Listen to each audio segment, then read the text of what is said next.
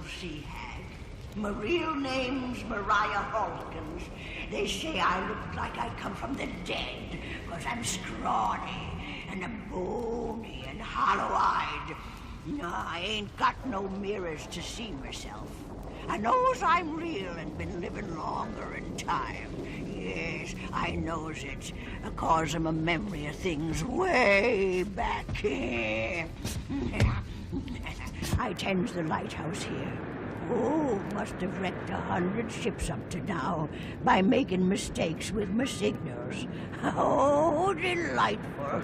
Yes, 'cause I can hear 'em screaming and wailing when they crack up and go down. Oh, you hear that? It's old Mephisto. He's my crow. Keeps me company here. I calls him Mephisto, 'cause he's a devil of a bird.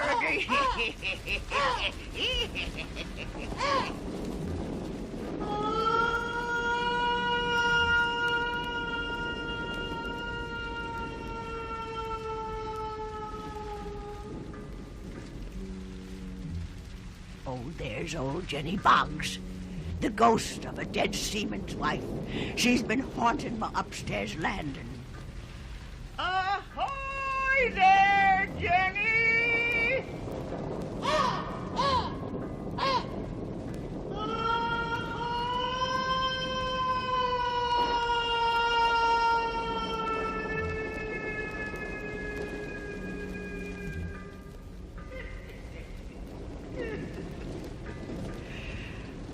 I gets over to the mainland about once a month to get my victuals. The people there all runs away from me, like they was afeard. I wouldn't hurt 'em, I only get violent in my storytelling. I fears my stories, and then I lose control, and I go almost mad. Mad insane. I got one coming on now, so make it dark as pitch. That's right. Now feel my bony fingers running up and down your spines and behind your ears whilst you're sitting there in the blackness.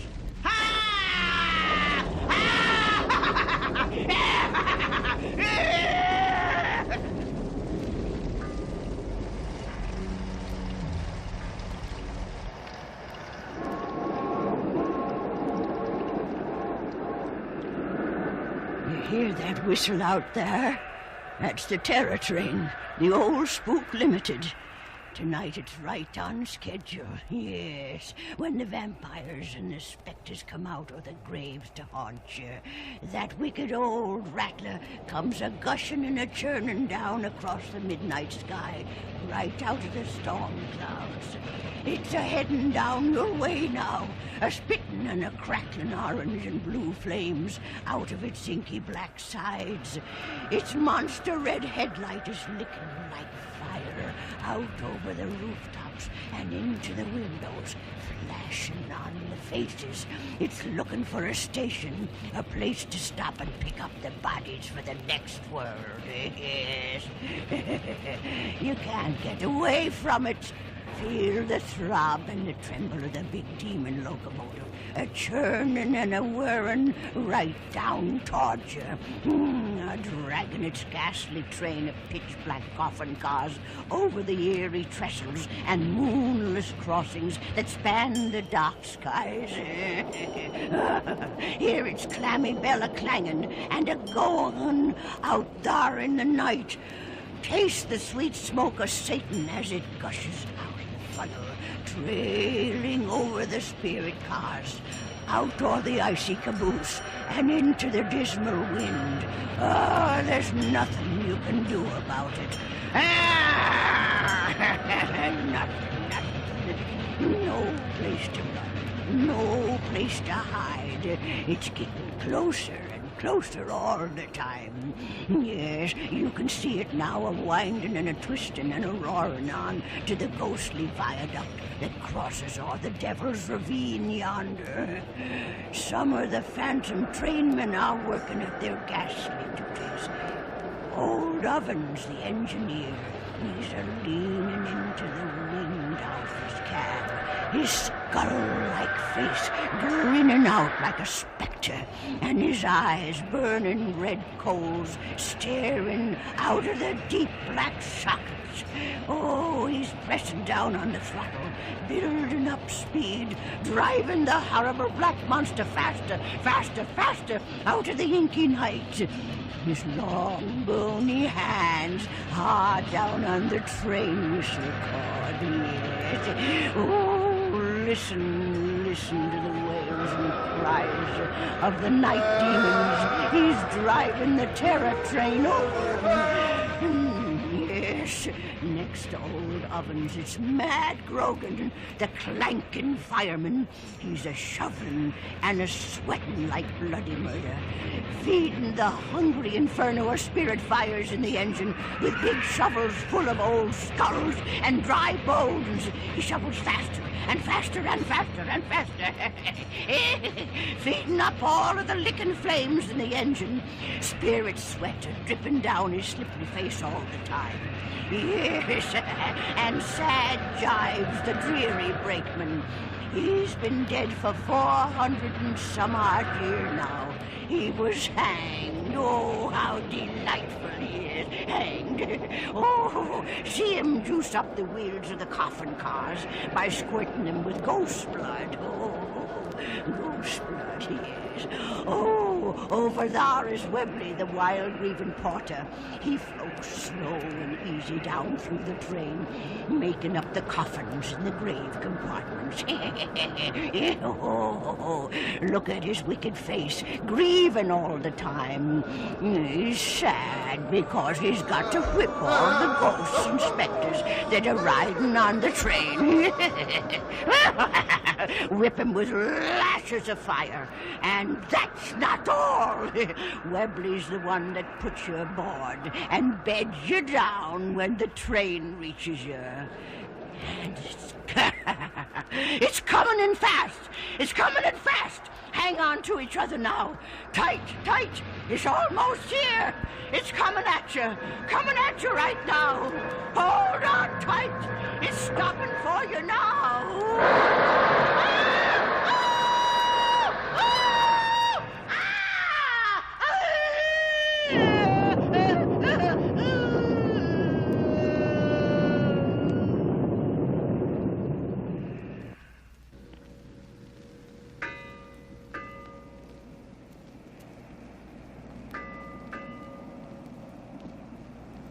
All right, I'm watching you all close up through my terroscope. I can see you there, straining and a-waiting for my next terror tale. This is the big warning. If you ain't heard about 'em yet, watch out. The ghost mice is coming. Yes, they're a-coming. The ghost mice from outer space. Oh, yes, about 1,000 years ago, the red demon farms were the fire ghosts on the flaming planet Thorm. In the far heavens was overrun with the venomous little beasties. They come up out of the bowels of the Thorm. Millions of 'em clawing and gnawing and scampering up out of the caverns and the craters. They started to eat. They ate everything in sight, yes. They ate the scrumplets and the squilligans of the fire ghosts. And they ate up all the diffybrogs and quine flames. They roost amidst the tall molt on the banks of the Putland Gloosh. They even ate their way into the ashy glom, where the plague gnomes abide. Yes. Oh, and nothing stopped them. Nothing. And nothing could fill them up or satisfy their hunger, 'cause everything they ate turned into nothing. Oh, terrible. Then one day old Morblug, the high priest of the flame trolls, and his presidium of waving green canatoles held a meeting and decided to send the bitter plague of mice down to eat us mortals off the earth. Yes, they lured all the growing herds of ghost mice into big glittering space wagons and blasted them, spinning out into space, wooming down toward the earth. And they've been blasting them off at us for over 1,000 years. And this morning, the very first of them horrible glittery space wagons come a-whistling down like a shed caught in the gusty fist of a cyclone. Thrashed open on the face of the field where a farmer was a-plowing, and spewed its nasty cargo all squealing and squeaking out o'er the land. It was delightful, yes, exciting. Oh, 'cause the first thing they did was to eat the farmer. Yeah, oh, they ate the farmer, yes. They ran at him and ate him up. Oh, yes. They ate him up vicious-like and left him a-standing there, tooth clean, a skeleton in rags. Then they ate his mules tied there into the plow, and they foraged on, eating up every little thing as they went, leaving nothing anywhere but quick piles of bones. Oh, bones, yes. Look, and every line of the wicked space wagons is a-coming in fast now. I can spot 'em through my terrascope. Listen, there's one a-landing out there. Hear it? There's another. Closer this time. And there's another out by the village. They're crashing in everywhere, swooping down into the cities, plowing into the towns and hamlets, belching out great waves of the ghost place everywhere. Nasty little things, soft and squidgy, like little bags of mush with sharp saw teeth in their long snoots. Oh, yes. You can hear them. They're everywhere about you. They're a-gnawing into your kitchens. Right now, they're a-coming out of your record players, scampering all over your living rooms. Yes, jump into your airplanes, start up your helicopters, hang on to the chandelier, and get into a submarine. Oh, yes. I thought I was safe out here. But here comes Mephisto McCrow, with two of them riding on his back. Get off of me, you nasty little things. Go away! Oh, no.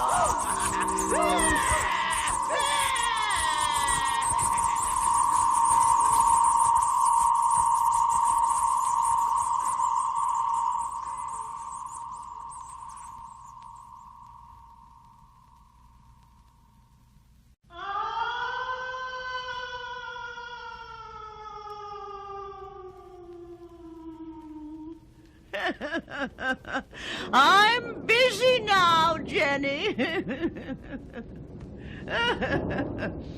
Shh. Bend your ears close now and sit in the dark. You're in for a scary one to send the icy chills a-scampering up and down your spines. I calls it devil octopus, 'cause it's the spawn of the devil, right out of the deep, yes. Once upon a night in a forest, whilst a woman was a-lowering a bucket into her well, a slimy monster come a-slithering and a-wreathing up out of its lair in the dark water, sliding its long sucking tentacles out o'er the sides, oozed its big black body a-dripping up o'er the top of the well, sparking blue flames out of the glowering caverns of its bulging red eyes. Yes. It snaked out one of its inky wet tentacles tight around the woman.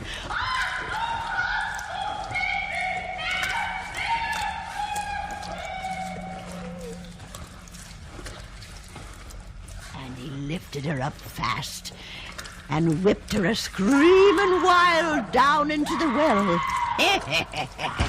Yes, and then he oozed and slithered off through the forest and toward the sea, disappearing for years complete.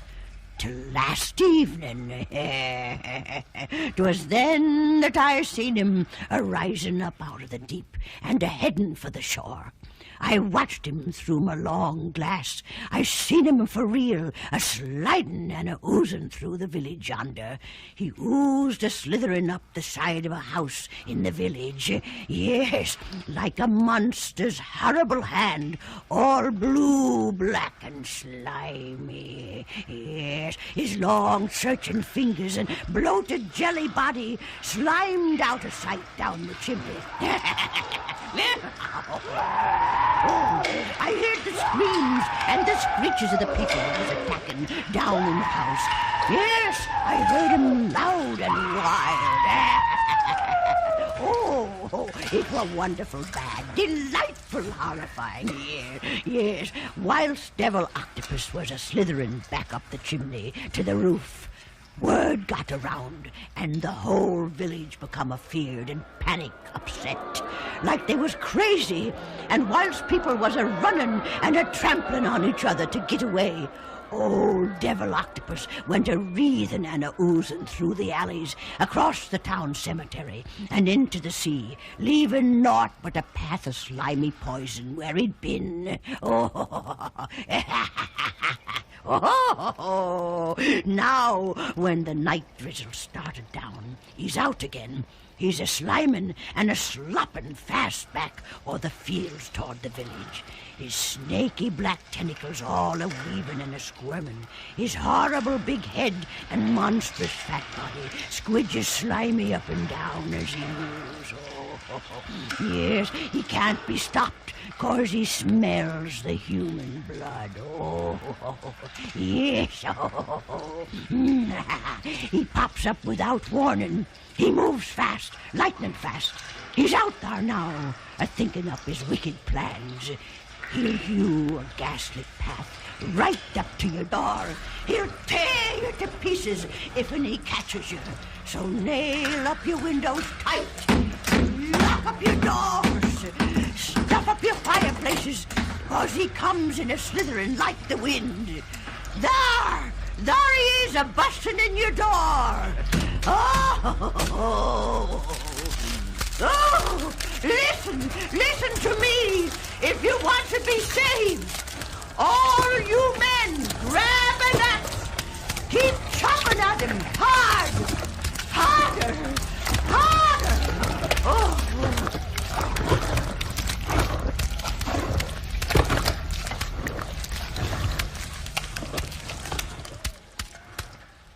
Delightful! Enchanting!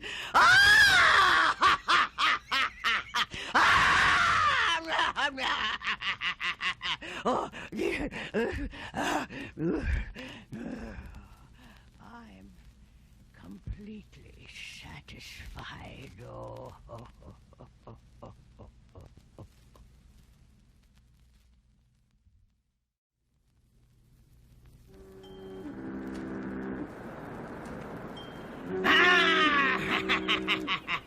Oh, I'm terrible out of sorts tonight, 'cause it's too quiet. You see, I thrives on excitement, and I can't stand it when there ain't none. I'm a-sitting out here on a big rock fishing. Well, good catch, though. Oh, but I'm too generous. Each one I gets, I throws it out there to Truebit. He's my pet whale. Been hanging around all week, and he's starved. I knows when he's up to something, like a shipwreck, maybe.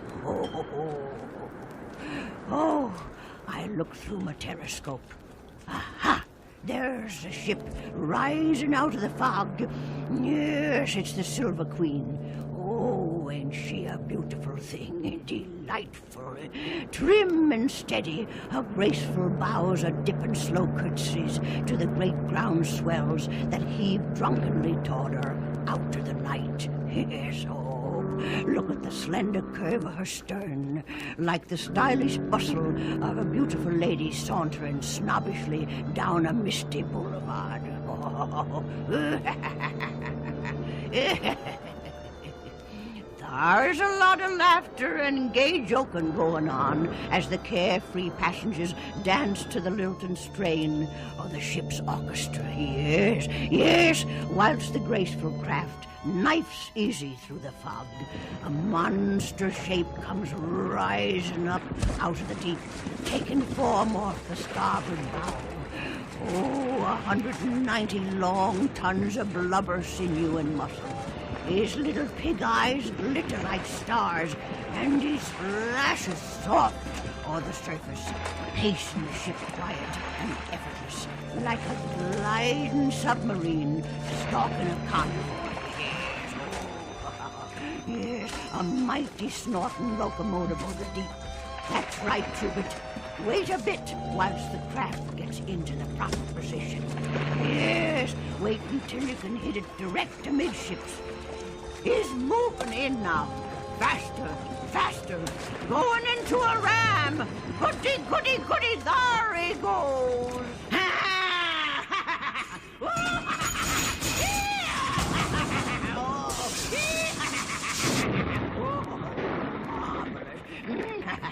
Oh, look, he cracked her right down the middle like a Christmas walnut, opening up a great gap in her side. Oh, there's Sparks, the radio man, sounding out a frantic SOS on the wireless in the radio room. He's wild with panic. Yes, panic is broke loose among the passengers, and they're a-jumping overboard. Hear the screams of the women and children as the sailors try to launch the lifeboats. She's listing so bad now that they can't get him off their cranes. Oh, yes, the ship is sinking. Sinking. Joining all the clammy crew in Davy Jones' ghastly locker. Screaming and floundering passengers dotting up the sea everywhere. Trubert's amused, taking it all in, calm as a pudding. Don't get any of them passengers caught in your teeth, Trubert. Look, Trubert, there's fat Mrs. Honeycutt, a-gasping and a-puffing in the brine. She's got her fist chopped full of money and jewels she saved before the ship went down. Oh, she'll make a luscious tidbit to gum on whilst you're looking for more. There's the ship's cook, swimming like flames. Oh, let him go. He cooks good victuals. And there's a thin, scrawny fella. You can eat him for bones to chew on. There's the Coast Guard. Dive in quick, Trubert. They got their guns on you. Yes, but Trubert'll be back. He's too smart for them. Yes. Oh, I guess I better go in. Oh, it's getting cold and clammy out here. Yes, I know, Mephisto. I got to go upstairs to tend my light, I know. Oh, it was an exciting time after all. I feel fine now. Oh.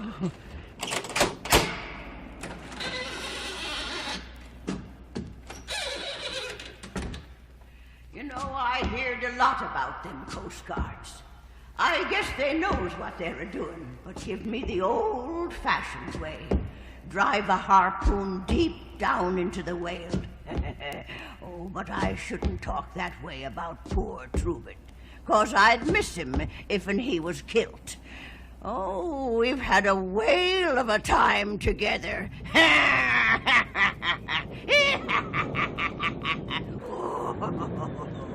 Yes, if you're afraid of the dark, fire up your hurricane lamps and put your blue glasses on, and you can't tell the difference.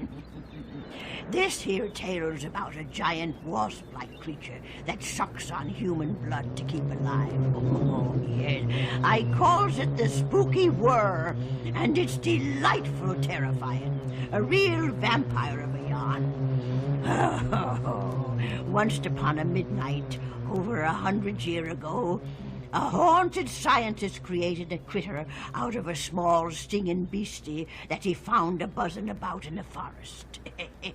Yes, he suckled it on the true juice of the devil's weed, and on flagons of human blood he got from the bodies of the new dead he bought from the ghouls in the neighborhood. He fed it up good, and he fed it up huge, and he kept on feeding it more and more juice and more blood. The whir growed and thrived on its nasty repast, till it was thrice the size of a bustin' fat pig. Oh, how pretty. It growed a scaly green armor on its bulging blimp-long body, so it couldn't be killed. Oh, its long, vicious needle, a-jutting out sharp and keen from betwixt the poppin' red eyes in his cannonball head, kept a-sucking and a-slurping in the blood till there wa'n't no more. And when he couldn't find none, he became raging frantic. And in the night, whilst the scientist was a-sleeping, the word drove his terrible needle swift into the heart of his benefactor and pierced him dead. Oh, delicious! All full up with blood and monster mad, he splinter-smashed out the side of the house, a-buzzing and a-humming like a huge demon hornet. He swooshed away into the forest and built himself a nest amidst the tall trees. 'Tis from this horrible nest that he marauds out every night, a-seeking to quench his thirst on the blood of humans that can't get away. Oh, believe me now, for true, I seen it honest through my long glass. All the ground under his horrid lair is covered with the bones and the awful drained-out bodies of his victims.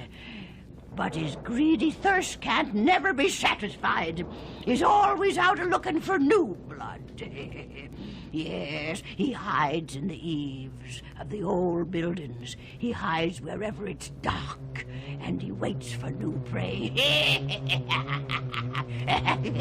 And whenever a human comes nigh, the dreadful whir swoops down upon him, clutches him up in his great curved talons, and plunges his needle deep into him, and stings him senseless. Oh, wonderful. Then he whooshes away with him to his dismal nest, and he stacks him up rigid with the others he stung and brought there. He stacks them all up live and stiff like cordwood, and he drinks from them. And he gets thirstier and thirstier, and he won't never stop. Oh, it's terrible, terrible. What's that noise? What is it? It's him! I can see him plain. He's right outside my window. He's trying to break into my lighthouse. He's a-knocking and a-whacking on my storm door. He wants my blood, and I ain't got none to spare. Oh, yes, he's in. The whir's got in. He crashed in through my window. Oh, Mephisto, Mephisto. Get him, pluck his eyes out. Make him blind. Go on, Mephisto. Good, Mephisto. Good. You got him. Oh, no, Mephisto. He got away, and he's flying toward the shore. Oh, I must go aloft fast and ring my bell. I got to warn everyone on the mainland. The stairs gets me out of breath. Every time I have to go up, especially fast, it just takes all the wind. Oh dear. Oh, faster, faster. Oh, goodness. Oh, I must get up there. Oh, I must get there. Oh, here's the bell, and here's the cord. Now I'll swing it hard.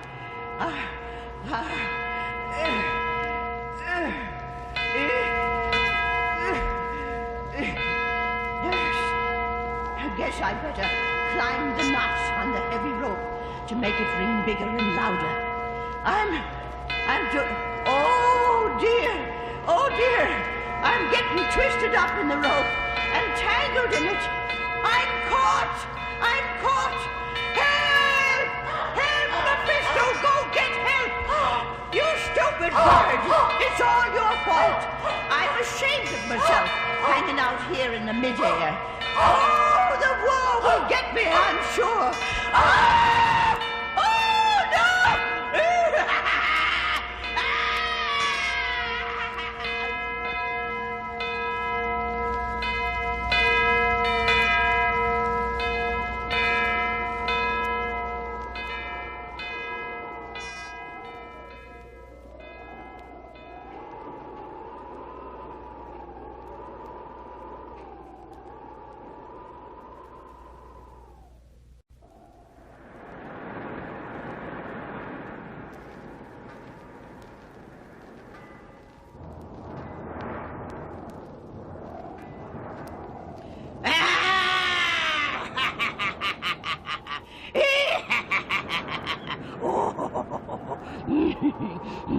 This here's a tale of jealousy and what happens when the little green-eyed monster starts to gnaw at your innards. Yes, I calls it slumber nice. I'm taking you to a plantation on a private island in the West Indies. Oh, there's the beach with the long white sands just ahead of you. The tall palms are swaying and a-waving to welcome us across the blue evening. Yes, listen to the natives over there in the little village. They're all relaxing from their day's work in the cane fields. Oh, there ain't nothing to disturb you here. Not one thing, 'ceptin' Manuel, the giant zombie of Devil's Cove.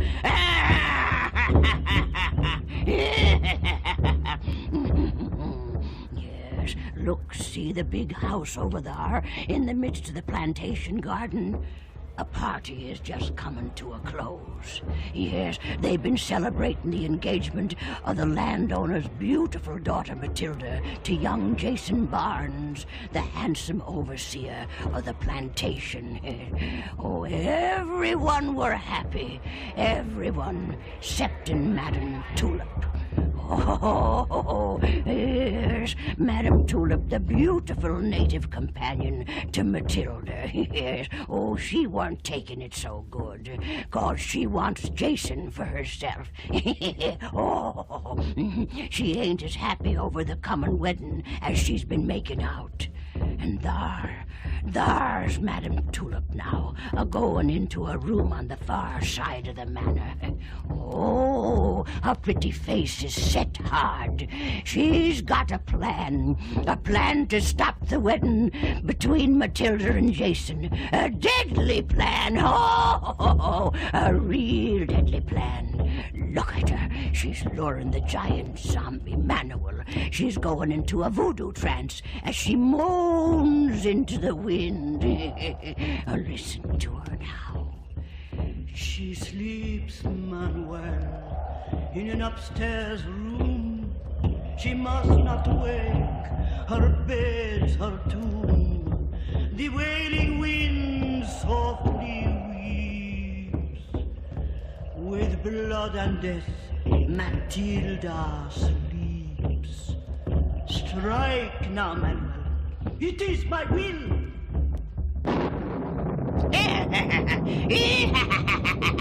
Oh, yes, Madame Tulip's chanting got across to Big Manuel in his cave out there, and he come in like she knowed he would.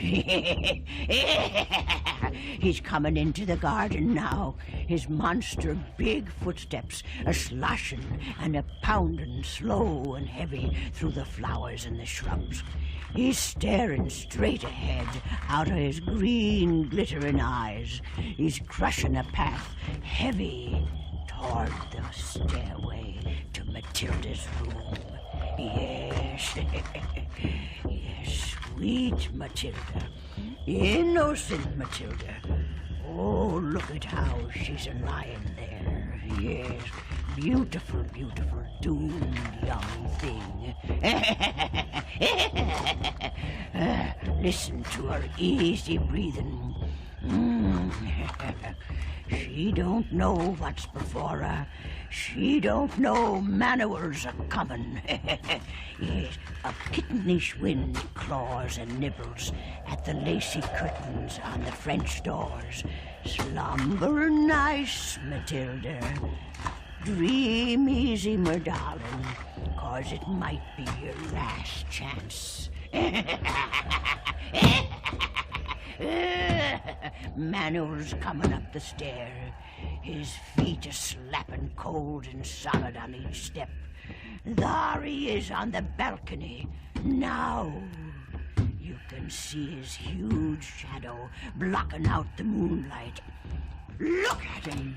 His starving, thick mouth is slavering purple with a desire for blood. Oh, how delightful. Yes. He's walking slow over to the bed, his mammoth hairy hands dangling long and loose out of the torn sleeves of his filthy shirt. Yes. Yes. Oh, he's a-coming. He's a-staring and a-gasping down. Matilda's moving in her sleep. She's waking up. Manuel's big hands reach out toward her.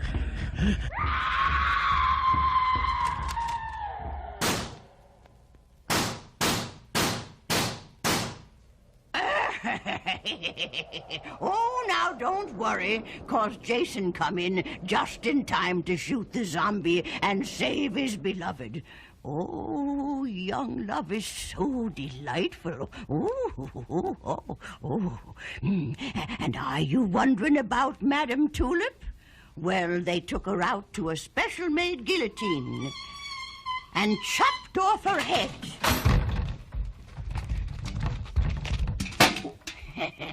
It rolled into the bucket, and I picked it up and put it in my apron and ran off with it. Would you like to see it?